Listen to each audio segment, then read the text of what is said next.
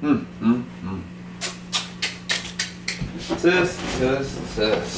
Man, oh man, oh man. What's going on out there, YouTube? This is SCL0320 representing JPS, back at it here for a brand new TV show review.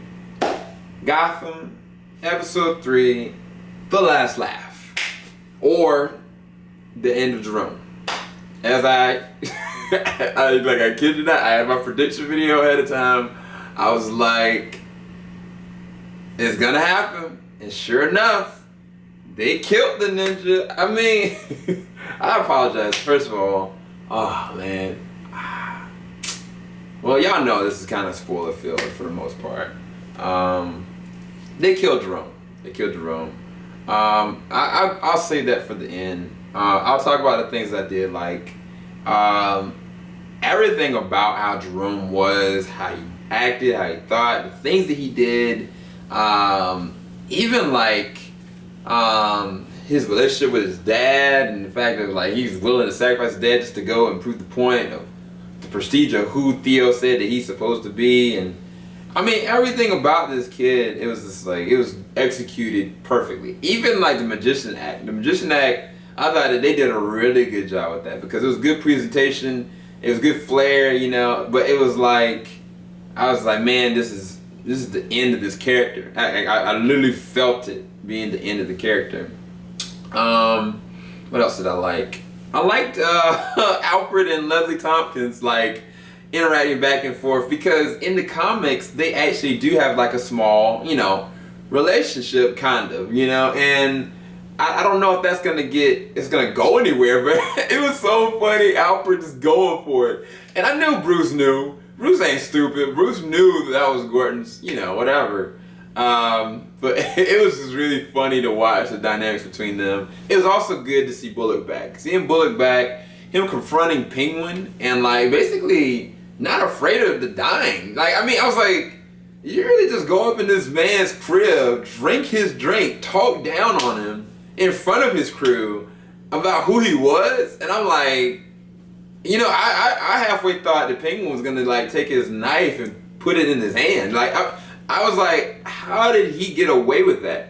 So I mean, I think there's some kind of level of respect there with Bullock and with Penguin, because Bullock knows everything. Not just that, he also really did love and like fish, and I think that he's not settled with that fact. But I think he was okay with the idea when he knew that Penguin was gonna watch Gordon's back. But when he realized, you know, that Gordon was reluctant to do it, even in like dire straits like he was in, then he was like, I'm gonna tune this dude up, basically. I was like, how you gonna shake down Penguin?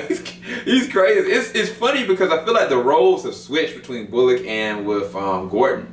Like, I feel like Bullock is going and shaking down the people and keeping stabilized, and Gordon is just, you know, thriving, because like at first glance, like they threw people out of a window out of just interrogating to try to figure out where Jerome was. That's how much he really wanted, you know, to stop this whole entire thing. But it was crazy, man. It was really crazy. I liked everything that led up until the point when the very end.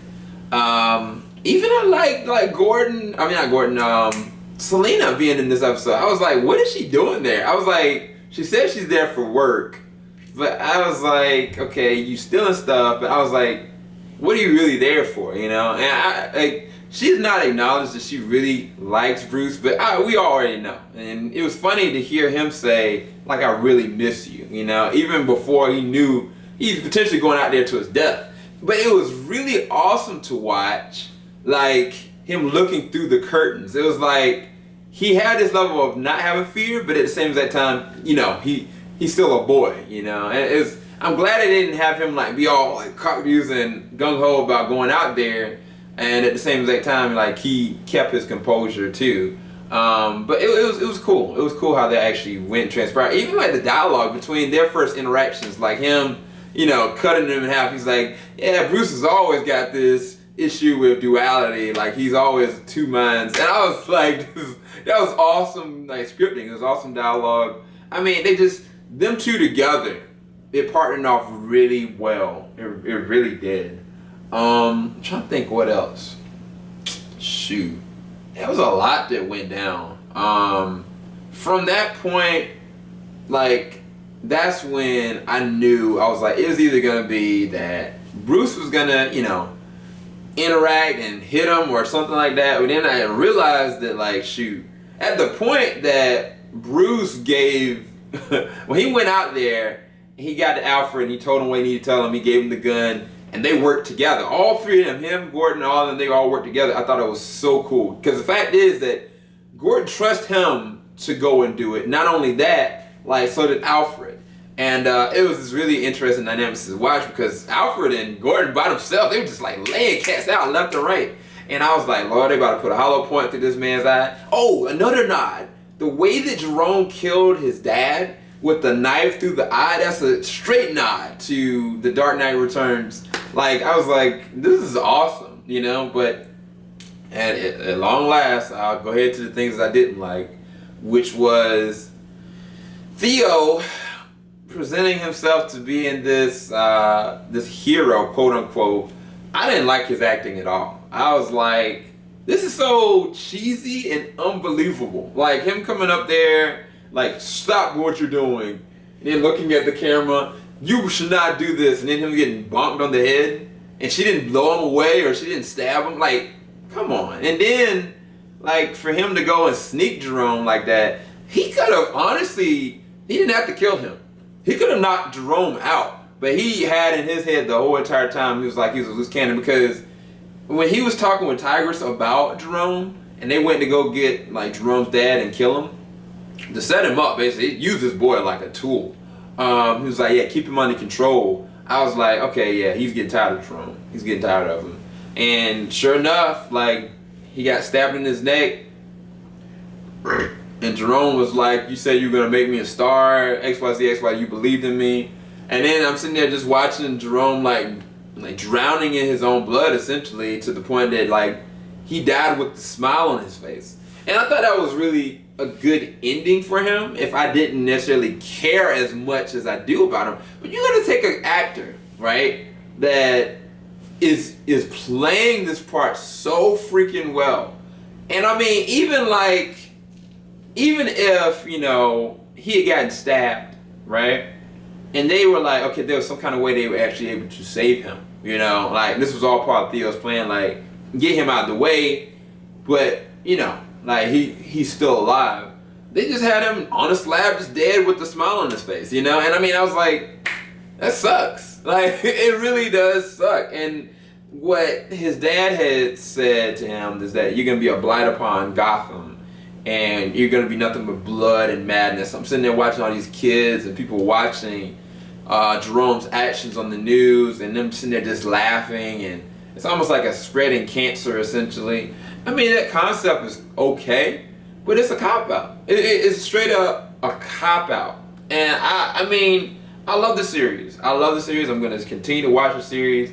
But them killing Jerome off like that, in my opinion, they could have left him to the end of the season to have this whole entire thing and worked it a different kind of way. Put him away for life, the way that he cannot get out, you know. I mean, there's so many different ways they could have played that, you know. So now we're expected to believe that another person, right, is gonna be the Joker, you know, even though this kid played it to the utmost. I don't give a care how many people. So that means that basically the finite Joker that we know is a copy of a kid that was 18 years old that played that mind and molds in such a way that it was emulated.